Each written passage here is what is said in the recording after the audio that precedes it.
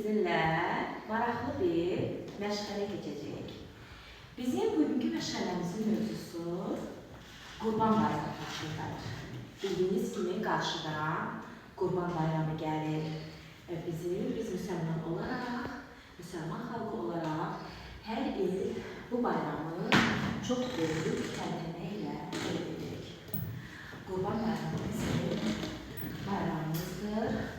O zaman çoxlu qurbanlar kəsilir və biz hər birimiz bir müsəlman olaraq bu bayramı özümüzə borc bilirik. Uşaqlar, bugün bizim bir qonağımız var. Yəni, baxaq görək, bizim qonağımız kimdir? Baxın uşaqlar, birinci gözəldir, balaca, şirin. Kim deyir uşaqlar? Bu nədir? Nədir bu? Qoyundur. Qoyundur. Bizim balaca, şirin qoyunumuz. Uşaqlar, qoyun ev heyvanıdır. O, insanlar tərəfindən saxlanılır. Və uşaqlar, bilirsiniz, qoyunun insanlara necə xeyri var? Biz ondan necə istifadə edirik?